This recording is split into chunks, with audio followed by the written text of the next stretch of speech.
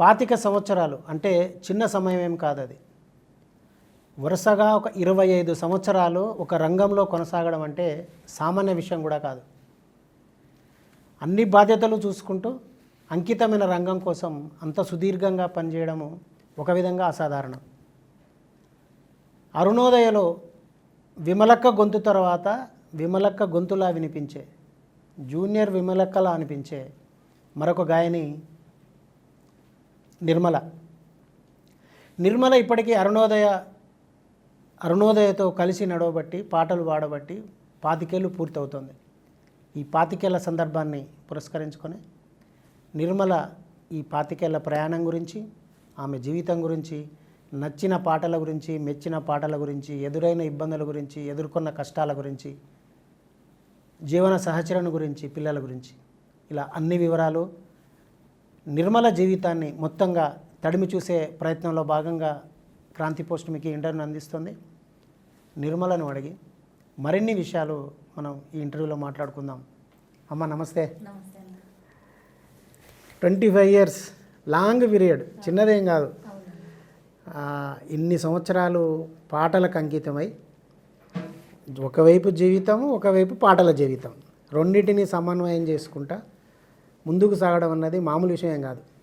అంటే జెంట్స్ ఒక 25 ఇయర్సో 30 ఇయర్సో అదే రంగంలో ఉన్నారు అనుకో, వాళ్ళకి సపోర్ట్ హ్యాండ్గా మనకు కుటుంబం ఉంటుంది. మిగతా ఏ పనులు పట్టించుకోకుండా ఒక పాట మీదనే తిరగచ్చు. మీరు అట్లా కాదు, ఇల్లు చూసుకోవాలి, మీకు నచ్చిన రంగంలో పనిచేయాలి. సో అసలు ఎట్లా స్టార్ట్ అయింది మీ లైఫ్? అంటే ఈ పాటల లైఫ్ ఎట్లా స్టార్ట్ అయింది? పాటల జీవితం ఎట్లా మొదలైంది? అదన్న మాది వరంగల్ డిస్టిక్, ఉమ్మడి వరంగల్ డిస్టిక్. ఇప్పుడు జనగాంకి అయింది. గ్రామం ధరంపురం, మండలం దేవరపుల. నాన్న విప్లవోద్యమంలో పనిచేసేవాడు జనశక్తి పార్టీలో. అట్లా మా ఇంటికి నిరంతరం విప్లవకారులు వస్తూ పోతుండేవారు. దానివల్ల నేను పాటల వైపు ప్రయాణం కొనసాగించడం జరిగింది. మాకెళ్ళున్న నిర్బంధాలు కావచ్చు, అణచివేత కావచ్చు, కుల వివక్షత కావచ్చు, అవన్నిటిని చిన్నప్పటి నుంచే చూసుకుంటూ పెరిగినాము. దాంట్లో మా నాన్న భాగమై పోరాటం చేస్తున్నప్పుడు వాళ్ళకు తోడుగా వెళ్ళే వాళ్ళం, చిన్నపిల్లలమైనా కూడా వాళ్ళ వెనక వెళ్ళే వాళ్ళం. ఆ భావనతోనే, నాన్న ప్రోత్సాహంతోనే నేను అరుణోదయకు పాట పాడుతూ బయలుదేరడం ఏ వయసులో పాడినావమ్మా మొదటి పాట అరుణోదయలో? నాకు 6-7 ఏళ్ళు ఉన్నప్పుడు అరుణోదయ పాట కంటే ముందు ఊర్లో అమ్మలక్కలందరూ పొద్దున్నాక పని చేసి వచ్చిన తర్వాత ఒక బిందె పెట్టి, ఇంకో బిందె పెట్టి, ఆపాకులు పెట్టి ఉయ్యాలు వంగేటోళ్ళం. ఒకవేళ వాన రాకపోవడము, పంటలు పండకపోవడము, దానివల్ల ఒక ఆట ఆడితే వర్షం కురుస్తుంది అనే ఒక ఫీలింగ్ ఉండేది గ్రామాలలో. అప్పుడు ఉయ్యాలు వంగే వాళ్ళం అమ్మలతో అందరితో కలిపి. మేము చిన్నపిల్లలమైనా మధ్యన పెట్టి మా వాళ్ళు పెద్దవాళ్ళు వెనక ఉండి ఆడేటోళ్ళు. అప్పుడు నేను పాడిన పాట ఏంటంటే, రామన సందనాలో వెన్నెల రాజాని కొందనాలో వెన్నెల, రామన సందనాలో వెన్నెల రాజాని కొందనాలో వెన్నెల, ఏ ఇంటి బిడ్డలమ్మ ఎన్నెలో ఎన్నెల, మా ఊరికొచ్చినారు ఎన్నెలో ఎన్నెల, కూడు లేని వాళ్ళకేమో అన్నదో ఎన్నెల, గుడ్డ లేని వాళ్ళకేమో ఎన్నెలో ఎన్నెల, అన్నలుగా వచ్చినారు వెన్నెల, మాకు తొవ్వ చూపిపోయినారు వెన్నెలో వెన్నెల, రామన సందనాలో వెన్నెల రాజాని కొందనాలో వెన్నెల. ఈ పాట నేను ఫస్ట్ పాట మొట్టమొదటి పాడిన పాట. ఏ వయసులో పాడిరమ్మా? నాకు 7 ఏళ్ళు ఉంటాయి. 7 ఏళ్ళప్పుడే ఈ పాటతోటి పాటల జీవితం మొదలైంది. సో నాన్న విప్లవకారుడు అని చెప్పారు, అంటే విప్లవోద్యమంలో పనిచేసారు. అంటే కుటుంబం మీద పోలీసుల నిర్బంధం ఉండేదా? బాగా ఉండేదన్న. నాన్న పార్టీలో పనిచేస్తున్నప్పుడు మా ఊరికి వస్తే ఒక అన్నలది అన్నట్టన్నా మీటింగ్ పెట్టినప్పుడు, బహిరంగ సభలు పెట్టినప్పుడు బ్యానర్లు కట్టుకొని, మైకులు, బుర్ర మైకులు పెట్టుకొని, పలానా రోజు సభ ఉంటుంది అందరూ తరలి రావాలి అని చెప్పడం కోసం కరపత్రాలు పట్టుకొని వచ్చేవాళ్ళు. వస్తే ఆ ఒక్క జీబు, లేదు అంటే పోలీసుల జీబు. ఈ రెండే వెహికల్స్ మా ఊరికి రావాలంటే. లేకపోతే మాకు ఏ కష్టం ఉన్నా, ఆపతున్నా, ఏదున్నా కూడా ఎడ్ల బండి మీద వేసుకొచ్చుకోవాలి మేము. అట్లా ఈ జీబులు వస్తున్నప్పుడు, మీటింగ్ల కార్యక్రమాల గురించి చెప్పడానికి వస్తున్నప్పుడు ఊరు బయట నుంచే వినబడే మైక్ కోసం రోడ్డెక్కి నిలబడేటోళ్ళం. ఆ మైక్ తిరిగినంత సేపు ఊరు మొత్తం తిరిగేటోళ్ళం. కింద వేసిన కరపత్రాలు ఏరుకునేటోళ్ళం, అవి భద్రపరుచుకునేటోళ్ళం, తీసుకొచ్చుకొని ఇంట్లో పెట్టేటోళ్ళం. అట్లా ఆ ఉత్సాహం అనేది అట్లా కలిగింది. నాన్న మీద నిర్బంధం అంటే అన్న ఇంట్లో కరపత్రాలు, ఓకే, ఎర్ర జెండాలు, సాహిత్యము, సాహిత్య పుస్తకాలు పలానా వాళ్ళ ఇంట్లో పెడితే భద్రంగా ఉంటాయి అన్నప్పుడు పెట్టిపోయినప్పుడు ఒకరోజు అనుకోకుండా మా ఇంటి మీద దాడి జరిగింది. జరిగితే నాన్న గావులో పెట్టిండు అవిటిని, పెట్టి ఐటి మీదంగా పల్లికాయ పోసిండు. అయినా కూడా తోడి ఇండ్లేముంది అని లైన్ గా తోడినప్పుడు అందులో జెండాలు అవి దొరికినాయి. దొరికితే అవిటిని బేస్ చేసుకొని నాన్నను పట్టుకొని వెళ్ళిపోతుండ్రు. నేను చాలా చిన్నగా ఉన్న 7 ఏళ్ళు. నాన్న వెనక నేను, నాన్నకు అంగి కూడా లేదు తీసుకొని పోతున్నప్పుడు. మా దండెం మీద బన్నీ ఉంటే తీసి నాన్నకి ఇవ్వడం కోసం ఉరికి ఇచ్చిన తర్వాత ఆ జీబు వెనక ఉన్నది స్టాండ్ నట్టినే పట్టుకున్నా, నేను వస్తా అని. ఇట్లా తీసి నెట్టేసినప్పుడు నేను మోర్లే పడ్డా. చుట్టూ జనం ఉన్నారు, చూస్తున్నారు, కానీ ధైర్యం చేసి ఎవ్వరు ముందుకొచ్చి ఎందుకు ఇట్లా చేస్తున్నారని అడిగేవాళ్ళు లేరు. నేను పడ్డ తర్వాత జీబు వెళ్ళిపోయినాక మా పక్కన ఆమె వచ్చి లేపి ఆ బట్టలు ఇప్పి వేరే బట్టలు దొడిగి అట్లా. అమ్మ లేకుండా అమ్మ చనిపోయింది చిన్నప్పుడే అమ్మ చనిపోయింది. నాన్న ఒక్కడే, నాన్న నేను ఇద్దరమే ఉండేవాళ్ళం. మా ఇల్లు కడకుండేది కాబట్టి ఎవరు వచ్చినా మా ఇంటికే వచ్చేవాళ్ళు. అడివంచు ఉండేది, అట్లా వచ్చేటోళ్ళు. నాన్నను పట్టుకొని పోయిన తర్వాత మాకు సహాయంగా పోలీస్ స్టేషన్ రావడానికి గానీ, గింత అన్నం ఒక బుక్కడి బువ్వ తేవడానికి గానీ ఎవరు లేరు. అంత చిన్న వయసులో ఉన్న నేనే బువ్వ వండుకొని ఓ టిఫిన్ బాక్స్ లో పెట్టుకొని, మా అయ్య కోసం కోడిగుడ్ల కూర వండుకొని గిలాసులో పెట్టుకొని మా ఊరు నుంచి పాలకుర్తికి నడిచిపోయినా. నేను స్టేషన్ కు నడిచి ఉదయం వెళ్తే మధ్యాహ్నం అయింది నాకు. 15 కిలోమీటర్లు నడుస్తరికి. అంటే నేను కంటిన్యూగా నడవలేను కదన్న. చెట్ల కింద నీడేడ కూర్చొని 6-7 ఏళ్ళు ఉంటుంది, 7 ఏళ్ళకి పైన ఉంటుంది. ఆ చిన్న వయసే, కానీ చిన్న వయసు అయినా నాతో పాటు పెరిగిన ప్రతి పిల్లలకి స్పిరిట్ ఎక్కువ. ఎర్ర జెండా అంటే ఒక పౌరుషం, ఒక ధైర్యం, అట్లా ఉండేటోళ్ళం అంత ఊరు. సాయుధ రైతాంగ పోరాటం నాయకు పుట్టిన ఊరు, ఒక 5గురు సజీవ దానమైన ఊరు. అట్లా మాకు అటు చూస్తే పాలకుర్తి సాకలి ఐలమ్మ, ఇటు చూస్తే దేవరపుల దొడ్డి అది కడవెండి దొడ్డి కుమరయ్య, దేవరపుల నుంచి బందగి, మా ఊరు నుంచి టాను నాయకు, ఇట్లా చుట్టూ మాకు ఇంట్లో నేపథ్యం ఉన్న నాయకుల మధ్యన పుట్టిన పిల్లలుగా మాకు కూడా చాలా ధైర్యంగా ఉండేది. అట్లా పోయి మధ్యలో ఆపిన పాలకుర్తికి మీ నాన్నకు భోజనం తీసుకుపోయేటోళ్ళు. అన్నం బువ్వ తీసుకొని పోయి పోలీస్ స్టేషన్ గేట్ ముంగల నిలబడితే లోపలికి రానియట్లేరు. చాలాసేపటి తర్వాత ఒక కానిస్టేబుల్ చూసి లోపలికి తీసుకొని పోయి ఎవరుంటే వచ్చినావు అంటే మా అయ్య కోసం వచ్చిన.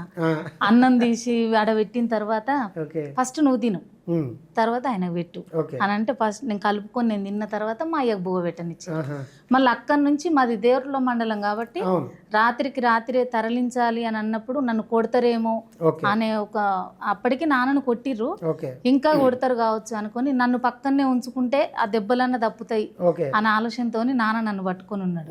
నేను కూడా పోను అని మా నాన్న 2 కాళ్ళ మధ్యన తల పెట్టి ఏడ్చి, నేను అస్సలే ఇంటికి పోను, మాకు ఎవ్వరు లేరు సార్, ఉంటే మా నాన్న నేను ఇద్దరం ఇక్కడే ఉంటాం అని ఏడిచిన. నేను అక్కడి నుంచి మమ్మల్ని రాత్రికి రాత్రే దేవరపులకు షిఫ్ట్ చేసారు, కామారెడ్డిగూడ.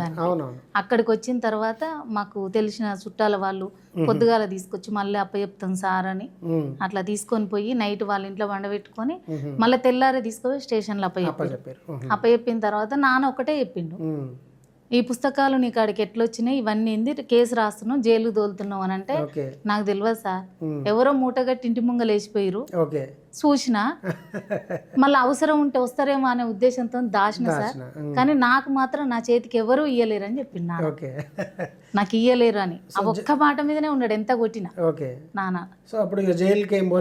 పోకుండా మామూలుగా కేసు చేసి స్టేషన్ కు మీరు వస్తూ పోతూ ఉండాలి అని చెప్పి, ఏదన్నా నీకు ఇన్ఫర్మేషన్ ఉన్నా మేము ఇచ్చిన పుస్తకాలు ఏవని నీ కోసం ఎవరన్నా వచ్చినా మాకు చెప్పాలి అని చెప్పి వెళ్ళగొట్టిరు నాన్న.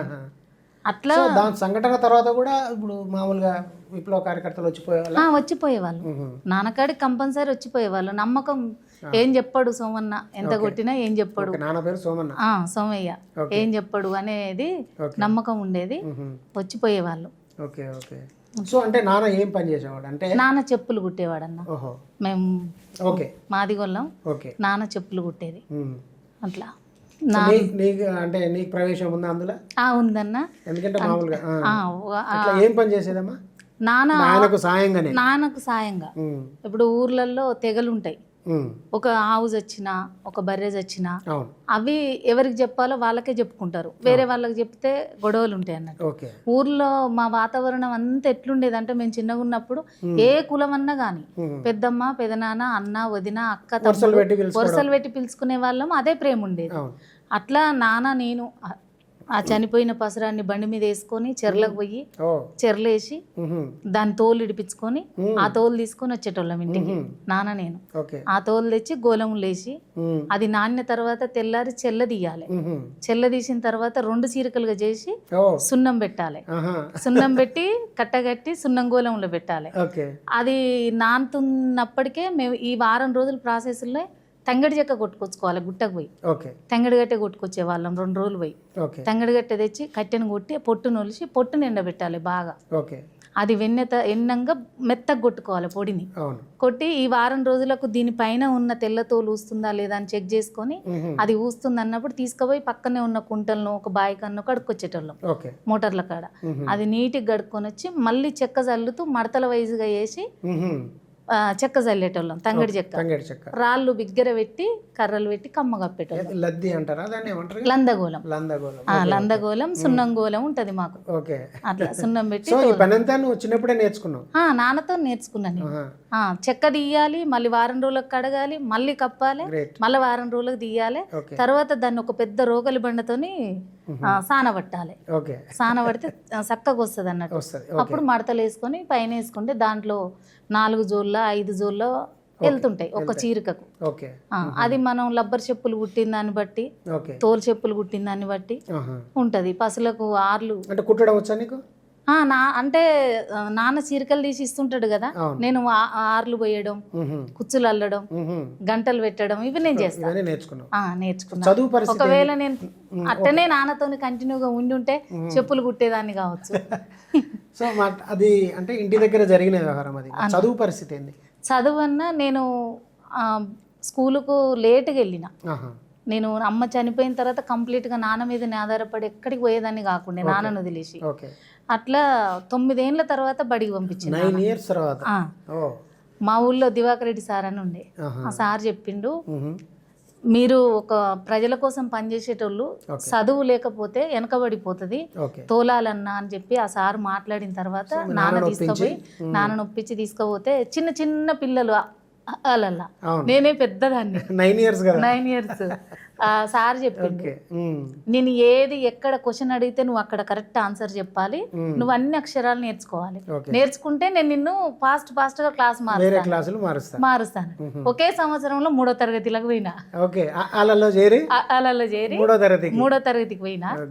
అట్లా 3వ తరగతి నుంచి మళ్ళీ 4 చదువుకుంటే 5వ తరగతిలో కూర్చొని పెట్టిండు. బాగా చదువుతున్నావు కదా. 5 వరకు ఊర్లో చదివిన. 5 తర్వాత నన్ను నాన్న తీసుకొచ్చి పార్టీ కప్ప చెప్పిండు.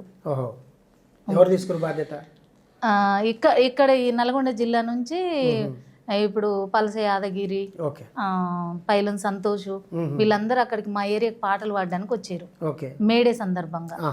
వస్తే 99 అయింది. ఆ మేడే కంటే ముందే వచ్చారు. రంగవల్లక్క ఎన్కౌంటర్ జరిగింది నవంబర్లో, 99 నవంబర్లో. రంగవల్లక్క క్యాసెట్ బయటకు వచ్చిన తర్వాత అమరవీరుల మీద నవంబర్ మాస ప్రచార యాత్రకు వచ్చిరు వీళ్ళు. అప్పుడు పాట బాగా పాడుతాను అని చెప్పి పాడి విని తీసుకుపోతామని చెప్పి సంతోషం. నేను వాళ్ళ ముందు పాడిన పాట రంగవల్లక్క పాట అన్న. రంగవల్లక్క పాట పాడారా? పాడండి ఒకసారి.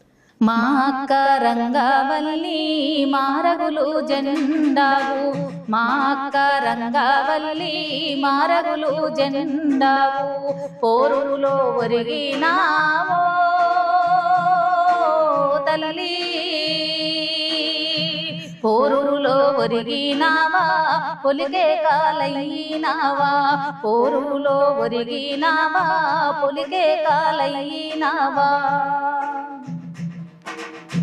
ధనికింట్లో పుట్టిన బిడ్డ దళితుల్లో పెరిగినాది, సింపిరి గుడ్డలు ఉన్నా సినిగిన బ్రతుకుల చూసి, చెట్ల కింది బతుకులకు సెవనై ఉంటానంది, మా గుడిసెలకు నిట్టాడోలే తల్లి, గుడిసెలకు నిట్టాడోలే గూడములో నిలిసినాది, గుడిసెలకు నిట్టాడోలే గూడములో నిలిసినాది. మాలావు గుండె గల్లా మొండిది దండిదమ్మ, మనసుల్లో కలతలు ఉన్నా కలకలమని నవ్వించింది. పొగసూరే మనసొద్దాని మంచోలే మెరువా మంది. మా పుట్టింటి పట్టు చీరో తల్లి, పుట్టింటి పట్టు చీర పేదింటి పెరుగు బువ్వ, పుట్టింటి పట్టు చీర పేదింటి పెరుగు బువ్వ. చెట్టి గురు పెట్టింది సిగురేసే ఆకేసే, చిట చీట ఎండలు కొట్టే చెట్టి గురు పెట్టింది. సిగురేసి ఆకేసే మొగ్గేసే పువ్వేసే, పువ్వుల్లో పువ్వు కాదు మాలల్లో మాల కాదు, మోదుగు పువ్వుల దండో తల్లి. మోదుగు పువ్వుల దండ అల్లిన మారంగావల్లి, మోదుగు పువ్వుల దండ అల్లిన మారంగావల్లి. విడిపోతే ఓడిపోతాం కలిసుంటే గెలుపుందాని, సలిసీమాలొక్కటయ్యి పామును వెంటాడినట్లు, కందిరీగల గుంపులయ్యి కాకుల తరిమేసినట్లు, చెలిమల్ల చేపాలోలే తల్లి. చెలిమల్ల చేపాలోలే చెలిమి జయమన్నావు, చెలిమల్లో చేపాలోలే చెలిమి జయమన్నావు. సో ఈ పాట వాళ్ళ ముందు పాడినా, ఈ పాట సంతోషన్న వాళ్ళు వచ్చినప్పుడు, వాళ్ళు వచ్చినప్పుడు ఊరేగింపులల్లో వాళ్ళ ముందు పాడిన. సో పాట పాడిన తర్వాత నేను నల్గొండ తీసుకొచ్చేసిరా? బాగా పాడుతుంది. అంటే ఎవరి దగ్గర పెరిగినావు మరి? నల్గొండ నుంచి వచ్చినావు, పార్టీకి అప్పచెప్పారు వాళ్ళు? పార్టీ ఆఫీసులోనే ఉన్నాను. పార్టీ ఆఫీస్ ప్రత్యేకంగా ఒకరేం తీసుకోలేరు, పార్టీనే బాధ్యత తీసుకుంది. పార్టీ ఆఫీసులోనే ఉన్నా. ఎక్కడ? నకరికల్లోనే, పన్నలగూడెం. ఓకే, అక్కడే ఉన్నా నేను. కార్యక్రమాలు ఉంటే పోయేది, మళ్ళీ వచ్చి బడికి పోయేది. 7th క్లాస్ వరకు 7th క్లాస్ వరకు నకరికల్లో చదివించారు. కానీ 7th తర్వాత హన్మకొండలో తెలంగాణ ఐక్యవేదిక తరపున తెలంగాణ పొలికేక సభ అని ఒకటి పెద్దది పెట్టిరు. అప్పుడే ఎగ్జామ్స్ నాకు, నేను 7th క్లాస్ ఎగ్జామ్ ఇవి వదులుకొని ఆ కార్యక్రమానికి వెళ్ళిపోయినా. వచ్చిన తర్వాత ఫెయిల్ అని చెప్పారు, అది బోర్డ్ ఎగ్జామ్స్. అప్పుడు ఫెయిల్ అయినవమ్మా, లేదు మళ్ళీ 7th అన్నారు. అసలు నేను చదువుకోనని చెప్పి పని చేసుకున్నా. ఇక 7th నుంచి చదవలేదు. ఇక చదవకుండా ఆ మధ్యన మొన్న మా ఆయన దగ్గర ఉండి నీకు 10th అన్న ఉండాలి అని చెప్పి రాయించిండు, ఓపెన్ 10th రాయించిండు. సో అంటే 7th క్లాస్ క్లోజ్ అయిపోయిన తర్వాత అంటే డైరెక్ట్ గా అరుణోదయాలనే కంటిన్యూగా అరుణోదయ పూర్తి కాలం కార్యకర్తగా. అప్పటికి అరుణోదయకు మీరు వెళ్ళేటప్పటికి ఎంత ఉంది వయసు? అరుణోదయకు నేను వచ్చేటప్పటికి 12-13 ఏళ్ళు ఉంటాను వచ్చేటప్పటికి. అప్పటి నుంచి అరుణోదయలో ఫస్ట్ మీతో ఏం పాట పాడించారు? అరుణోదయలో ఫస్ట్ నాతోనే, అంటే నేను ఏ స్టేజ్ ఎక్కినా రంగవెల్లక్క పాట పాడేవారు. ఏ స్టేజ్ ఎక్కినా కూడా రంగవెల్లక్క పాట పాడించేవారు. అయితే టోను నాకు మీది ఎక్కువ మన విమలక్క, మన పెద్దక్క విమలక్క లెక్కనే అనిపిస్తుంటది. చాలా పాటలు విన్నా నేను, వింటే అంటే పాడే వాళ్ళ ఫేస్ చూడకపోతే మా విమలక్కనే పాడుతుంది అనిపిస్తుంది. చాలా మంది ఏమన్నా తెలియదు, ఇమిటేషన్ ఏమన్నా ఉన్నదా లేకపోతే నీకు నీ టోనే? అంటే తను అనేది అక్క కూడా చిన్నప్పుడు కొంచెం గొంతు చిన్న పిల్ల గొంతులాగా ఉండేది. ఎప్పుడు కోరుకునేది అన్నట్టు నన్ను దగ్గర తీసుకొని నుదుటి మీద ముద్దు పెట్టి తను తాగే ఛాయ్ కొంచెం దాగి ఇంకో మిగిలిన ఛాయ్ నాకు ఇచ్చేది. నా గొంతు నీకు రావాలని కోరుకుంటున్నా అని ఎప్పుడు అంటుండేది. మేము ఎప్పుడు కలవకపోయేది, ఓన్లీ అది క్యాసెట్లు రికార్డ్ చేసేటప్పుడు మాత్రమే అక్క మాకు కలిసేది. అట్లా ఎప్పుడు ఆ మాట అంటుండేది. ఓకే, సో మీకు బాగా నచ్చిన పాట ఏముందమ్మా? మీకు బాగా నచ్చింది కానీ మీకు బాగా పేరు తీసుకొచ్చింది కానీ అరుణోదయలో? బాగానే అన్ని పాటలన్నా అమరవీరులది ఏ పాట అయినా అరుణోదయలో ఈ పాట బాగుంది అంటే ఈ పాట ఒక సిగ్నేచర్ ఉంటుంది మనకు. అవునన్నా, ఇప్పుడు ఒక సిగ్నేచర్ ఉంటుంది వందే మాతరం శ్రీనివాస్కు ఆ పేరు ఎందుకు వచ్చింది? వందే మాతర గీతం వర్షం మారుతుంది అన్న పాట రాయడం ఒకటి, ఆ సినిమాలో రాయడం ఒకటి. సో ఇంటి పేరుగా మారిపోతుంది కొన్ని మనం చేసే పనులు. సో నిర్మల సిగ్నేచర్ సాంగ్ ఏముంది, ఎవరైనా గుర్తుపట్టగలిగేది, పాడంగానే ఇది నిర్మల పాట అని చెప్పగలిగేది? విమలక్క నేను కలిసి ఒక పాట పాడినామన్నా, తల్లి సంభాషణ పాట, అది నేను పాడినిపిస్తా. బ్రహ్మ చేసిన బొమ్మను కాదు అమ్మను నేనురా, బ్రహ్మ తల్లిని నేనురా, అమ్మను నేనురా, బ్రహ్మ తల్లిని నేనురా, మురికి రక్తమును ముత్యం చేసి కంటిని నిన్నురా, ప్రేమగా పెంచేదాన్నిరా, బ్రహ్మ చేసిన బొమ్మను కాదు అమ్మను నేనురా, బ్రహ్మ తల్లిని నేనురా.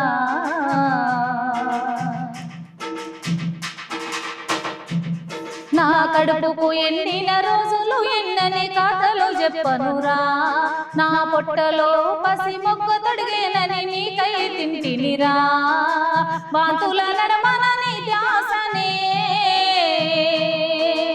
నెత్తురు గుడ్డుకు సత్తువ ఎట్లని,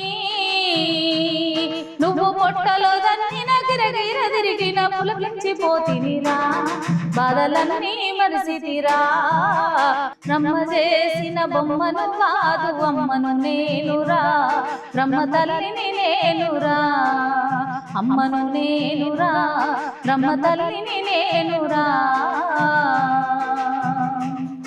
ఏ పనికి పోయినా పాలెవ్వాలని పరుగున వస్తినిరా, ఈ అమ్మ ఒడినే ఊయల చేసి ఆడిస్తిని కదరా, ఇంటి పనిలో నేను నలిగిపోతున్నా, ఎత్తుకొని చందమామను చూపినా, అమ్మ పాడే ఒక జోల పాటైనా లాలి పాట గదరా, నీకు తోలి పాట మేరా, బ్రహ్మ చేసిన బొమ్మను కాదు అమ్మను నేనురా, బ్రహ్మ తల్లిని నేనురా, అమ్మను నేనురా, బ్రహ్మ తల్లిని నేనురా. సూపర్. థ్యాంక్ యూ అన్న. విమలక్క మీరు కలిసి పాడేది ఈ పాటని? ఈ పాటను తను అక్క 2 చరణాలు నేను 2 చరణాలు కలిసి పాడినాం. ఇంకొక పాట తల్లి బిడ్డగా, అంటే నేను విప్లవానికి తోలమని నేను, అంటే ఎట్లా పోతావు బిడ్డ నన్ను వదిలి అని ఆమె ఫస్ట్ టైం నేను సీడీలో పాడిన పాట, అరుణోదయకు వచ్చినాక ఫస్ట్ టైం పాడిన పాట. దీవించవే తల్లి దీవించవే, సల్లంగా దీవించి నన్ను పంపవే, సాయుధ పోరులో సాగనంపవే తల్లి, ఆయుధం అందుకొని నే పోతనే, సాయుధ పోరులో సాగనంపవే తల్లి, ఆయుధం అందుకొని నే పోతనే, గుండెల్లో దాసి నన్ను పెంచినామమ్మ కొండంత ధైర్యమివ్వు, నే ఎర్రదండు పెడతనే, గుండెల్లో దాసి నన్ను పెంచినామమ్మ కొండంత ధైర్యమివ్వు, నే ఎర్రదండు పెడతనే, కోట్లాది జనమంతా కూడి తీరుతారు, ఓటమే లేదు మనకు, దోపిడి రాజ్యమే కూలు కడకు, పేదోళ్ళ పోరాటంలో పెన వేసుకుంది పేగు బంధం, పేదోళ్ళ పోరాటంలో పెన వేసుకుంది పేగు బంధం, కనిపించినందుకు తల్లి నీ రుణం నేను తీర్చుకుంటా, దీవించవే తల్లి దీవించవే, సల్లంగా దీవించి నన్ను పంపవే, దీవించవే తల్లి దీవించవే, సల్లంగా దీవించి నన్ను పంపవే, మన్నించవే తల్లి మన్నించవే, నీ మాట జవదాటిపోయినందుకు, నన్ను కనిపించినందుకు, కష్టాలు తెస్తినని కలత చందాకమ్మ బంగారమ్మ, నన్ను కనిపించినందుకు, కష్టాలు తెస్తినని కలత చందాకమ్మ బంగారమ్మ, కన్న కడుపు కోత ఎవ్వరికి చెప్పను, కంటి కన్నగు పించవే, నా ఎద నిండా దాసుకుంటా, నూరేళ్ళు తోడుగా నువ్వుంటావనుకుంటే నిన్నెట్టనే మరవను, నిన్ను కనుపాపలా చూస్తిని, కష్టాలు కన్నీళ్లు తుడిసి కాపాడుతావనుకుంటే నన్ను, కష్టాలు కన్నీళ్లు తుడిసి కాపాడుతావనుకుంటే నన్ను ఈ బతుకంత చీకట్లు నింపి నా గుండె పిండి చేసివా సక్కనైన బిడ్డ సందమామ నా సల్లని దీవెన అందుకోవే కొండ కొనలని తల్లిదండ్రులుగా సాగిపో నా బిడ్డ మందారమా సాగిపో బిడ్డ జన మందారమా దీవించవే తల్లి దీవించవే సల్లంగా దీవించి నన్ను పంపవే చక్కనైన బిడ్డ సందమామ నా సల్లని దీవెన అందుకోవే నా సల్లని దీవెన అందుకోవే అక్క నేను కలిసి తల్లి కూతురుగా మళ్ళీ తల్లి కూతురుగా ఆ. ఓకే